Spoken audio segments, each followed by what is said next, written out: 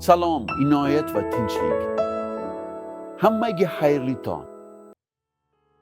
Yagona haqiqiy Xudo, Rabbimiz Iso Masih oramizda yuksalsin, ulug'lansin va ulug'lansin. Bugun televizoringizni yoqqaningiz yoki kompyuter orqasida o'tirib, Xudoning gapini eshitganingiz uchun katta rahmat.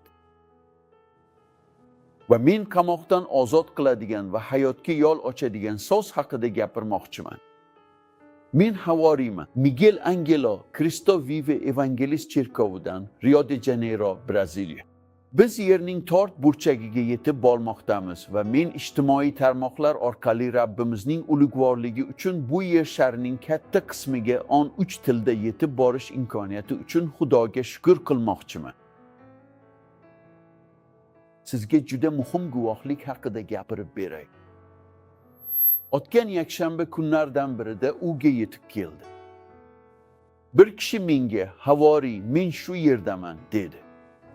Men qilgan xatolarim va gunohlarim uchun og'ir jazoni o'tadim va qamoqda bo'lganimda bir nechta cherkovlarga muqaddas kitob so'rab xat yozdim.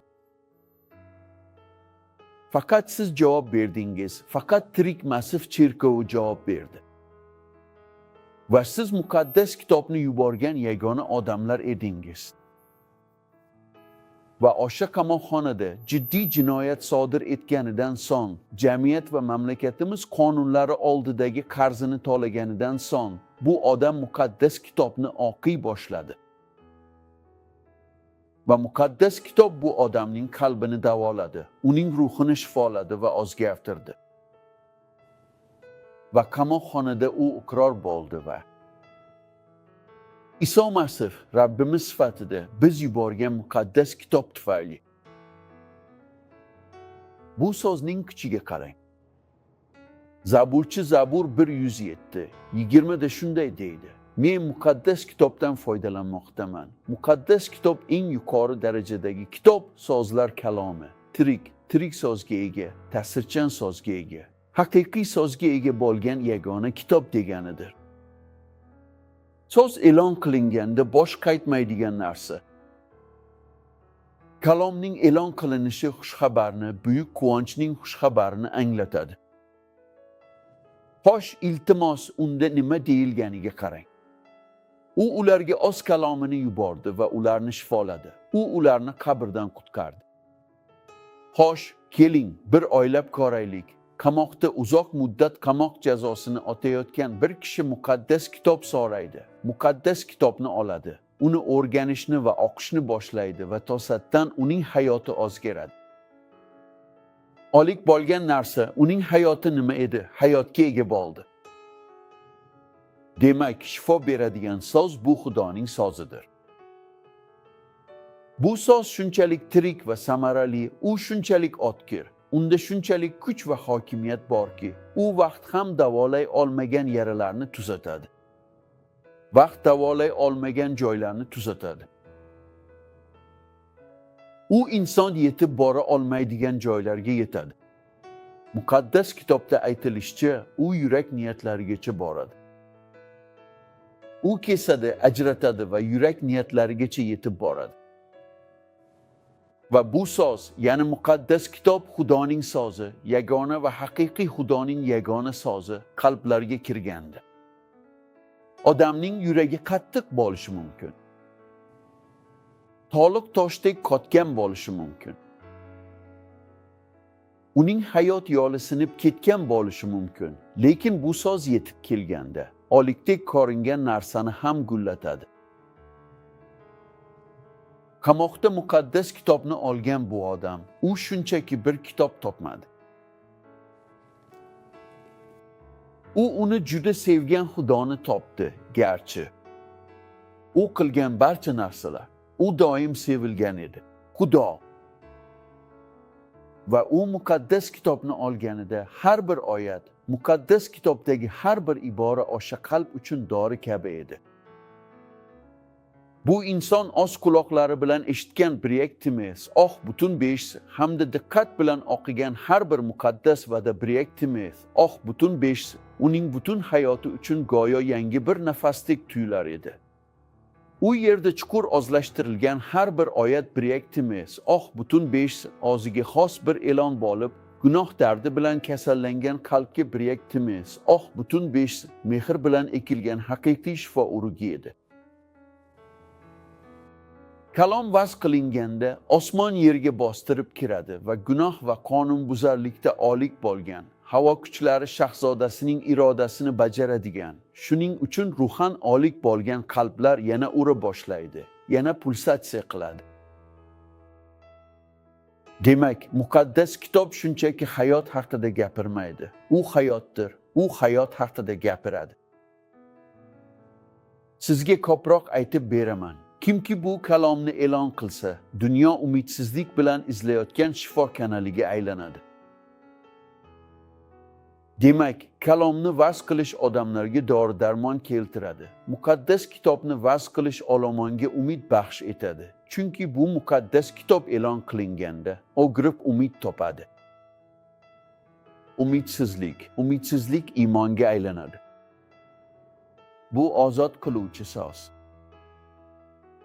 Yuhanno kitobining 8-bobining 32-oyatida sizlar haqiqatni bilib olasizlar va haqiqat sizlarni ozod qiladi deyilgan. Va 36-oyatda shunday deyilgan. Agar ogil sizlarni ozod qilsa, haqiqatan ham ozod bo'lasizlar. Boshqacha qilib aytganda, Iso va uning so'zi insonning qalbiga, ongiga, ruhiga yetib borishdan oldin har bir inson quldir. U gunohlar va qonunbuzarliklar ichida olik, u gunohning qulidir, u shaytonning qulidir. Lekin Xudoning kalomi qalbga yetganda zanjirlar uziladi. Ba'zan ko'rinmaydigan zanjirlar uziladi. U insonni ozod qiladi. Ichki qamoqxonaning panjaralaridan, u insonni aybdan, odatlardan, qo'rquvdan, ishonchsizlikdan ozod qiladi. Shunday qilib, o'sha odam sovuq qamoqxona kamerasida bir mahbus muqaddas kitobni o'qib, Masih uning ozodligi uchun allaqachon to'lovni to'laganini anglab yetdi. U Iso Masihni tan olganida, u oqlangan bo'ldi. Bu so'z oqlangan Yunonchadagi dikai so'zdan kelib chiqqan, ya'ni Iso kelganida, u ozodlik hukmini e'lon qiladi. U shunday deydi: Men seni oqladim, gunohing uchun to'lovni to'ladim, endi qarz yo'q. Mening qonim seni yuvadi va poplaydi. Shunday qilib, muqaddas kitob faqat sahifalarni emas, balki o'sha qamalgan jonning ruhiy ko'zlarini ham ochdi. So'z vaz qilinishi ana shu voqeani yuzaga keltiradi. U ruhiy eshiklarni ochadi. Bu shuni e'lon qilishki, hukm ostida, gunoh qulligida bo'lgan hech kim o'sha holatda qolmaydi. Chunki muqaddas kitobda aytilgan, agar ogil sizni ozod qilsa, chinakam ozod bo'lasizlar. Siz haqiqatni bilasiz va haqiqat sizni ozod qiladi. Demak, har bir inson Iso Masihni tan olib, uni yuragiga qabul qilsa, dunyo, gunoh va din bilan bog'liq kindik ipini uzsa, chunki din boshliqdir. Barcha dinlarni yoki inson yaratgan, yoki shayton yaratgan. Barcha so'zlar ham insoniy, ham ruhiy bo'lishi mumkin va ko'pincha ularning kelib chiqishi shubhali va qorong'u bo'ladi. Shuning uchun Xudoning kalomi vaz qilinishi kerak, chunki u tirik va ta'sirli. Bu bizni iymonimizning asoschisi va tugatuvchisi bo'lgan Iso Masihga qat'iy va izchil qarashga undaydi va o'rgatadi. Shuning uchun kim Xudoning kalomini ochirsa, ruhiy qamoqxonalarning sukut saqlashi bilan hamkorlik qiladi. Bizning xizmatimiz. U bu xushxabarni dunyoga yetkazish uchun global inoyat missiyalari xizmatini yaratdi. Biz buni allaqachon 3 xil tilda qilyapmiz. Menda allaqachon qamrab olayotgan mamlakatlar va qit'alarning tasviri bor. Minglab odamlar allaqachon o'z tillarida tinglashmoqda. chunki biz 3 ta tilda va 3 ta lahjada gapiramiz, chunki xushxabar. Buni yer yuzining chekkalarigacha vaz qiling. Va men sizga shaxsiy tajribamdan bir narsani aytib beraman. Xushxabar vaz qilingan joyda do'zax barcha mavqeini yo'qotadi. Demak, xushxabar shunchaki yumshoq tovush emas.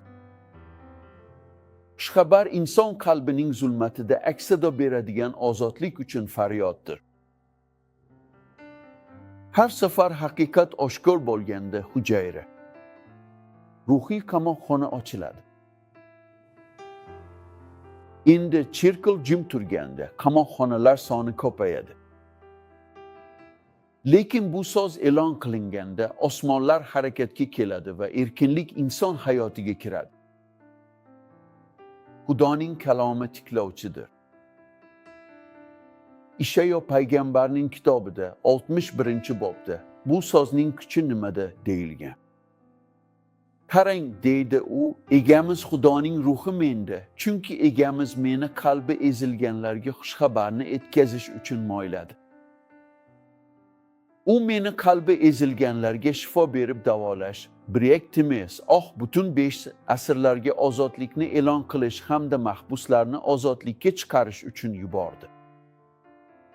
Shunday ekan, faqat shu so'zning kuchiga qarang. Muqaddas kitob Xudoning kalomi, u xatosiz, benuqson, bu dunyodagi yagona tirik so'z. U xatosiz, adashmaydi, xatosiz, muvaffaqiyatsizlikka uchramaydi.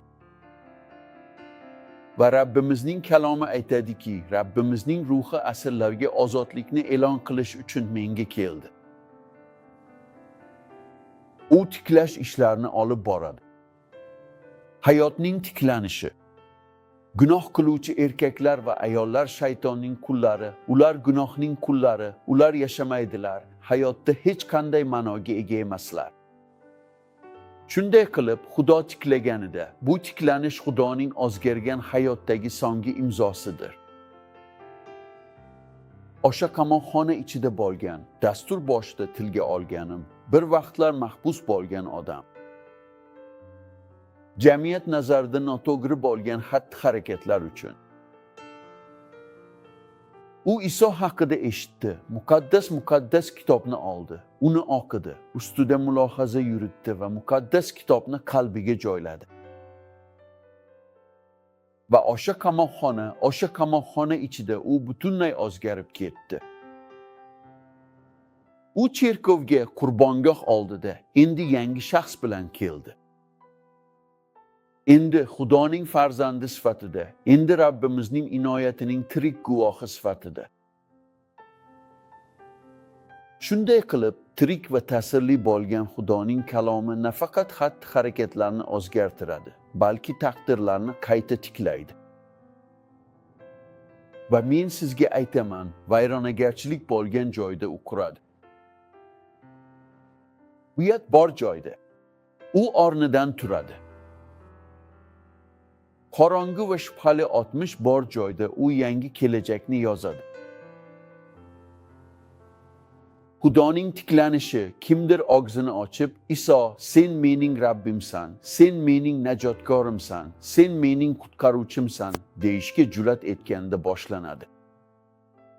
Bu ogiz ochilib, bu haqiqatni e'lon qilganda insoniyat ozod bo'ladi.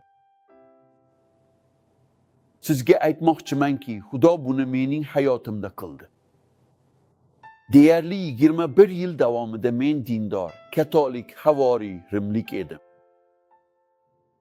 Men massaga boshlik his qilib borardim va boshlik his qilib chiqib ketardim, chunki bu marosim edi. Men gunohkor sifatida kirardim va massaning oxirida gunohkorligicha qolardim. Men muammolar bilan kirdim va muammolar bilan chiqdim. Men 60 bilan kirardim va ketayotganimda 60imga xuddi hozirgi zamondek qarardim. Shunday qilib, Xudo nafaqat 60ni ochiradi, balki tarixni qayta yozadi. U mening hayotim, tasvirlar va avliyolarga siginadigan dindor odam haqidagi hikoyani qayta yozdi. U mening o'tmishimni ochirib tashladi. U mening hayotim hikoyasini o'zining qoni bo'lgan rahm-shafqat siyohi bilan qayta yozdi. Shuning uchun vaz qilingan so'z bosh qaytmaydi. U mo'jizalar bilan to'lib qaytadi. Va vaz qiluvchi ovoz insoniy bo'lishi mumkin. Siz payg'ambarning ovozini eshityapsiz, lekin aslida bu so'zning kuchi ilohiydir.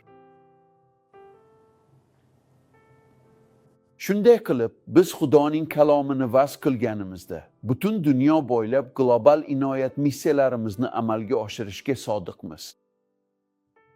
Biz vaz qilganimizda uylarga, oilalarga, qalblarga, giyohvand moddalarga, alkogolga, noqonuniy jinsiy aloqaga qaram bo'lgan odamlarga gunohga shu qadar qamalganki, bu so'zni eshitganlarda qalblari ozod bo'ladigan odamlarga tiklanish olib kelamiz. Va bundan ham ko'proq, bu so'z inson hayotida, oilada, avlodlar davomida amal qiladi. Shuning uchun Xudo so'zini himoya qilish shart emas, uni e'lon qilish kerak. Va bu so'z e'lon qilinganda imkonsiz narsa amalga oshadi. Bu sizga kerak bo'lgan yagona narsa bo'lishi mumkin. Ehtimol sizga ko'zingiz va ongingiz uchun imkonsiz bo'lib tuyuladigan narsa kerakdir. Qamoqxonada bo'lib, bu yerdan qachon chiqib ketishini so'rab yurgan bu odam qanday qilib bunday og'ir jazoni o'tashi mumkin edi? Va o'sha azob-uqubatlar davrida Xudo uni ozod qildi. Shuning uchun men aytmoqchimanki, Xudo biz so'ragan yoki o'ylagan hamma narsadan ham cheksiz ko'proq narsani qilishi mumkin. Uning kuchi bizda ishlayotgani kabi, u hozir sening hayotingda ham ishlamoqda. Shuning uchun birodarim, do'stim, safardagi hamrohim, Rabbining suyuklisi, Xudoning tanlagani, tirikdosh, muhabbat bilan taqdirlangan, Rio de Janeiro va butun Braziliyada qamoqxona kameralariga kirib, o'sha odamni ozod qilgan so'z bugun sening hayotingga ham kirib, seni ozod qilmoqda. Tarixingiz qanchalik og'ir bo'lishidan yoki Xudodan qanchalik uzoqda bo'lganingizdan qat'i nazar, bu muhim emas. Xudoning kalomi tirik, kuchli, shifo beradi, ozod qiladi, tiklaydi. U hukm va Xudoning marhamati o'rtasidagi ko'prikdir. U umidsizlik o'rtasidagi ko'prik. Va umid bu inson va uning yaratuvchisi o'rtasidagi bog'liqlikdir. Shunday qilib, bugun Rabbimiz sizga aytmoqda, men sizga o'z kalomimni yuboraman. U seni so'gaytiradi, ozod qiladi, olimdan xalos qiladi.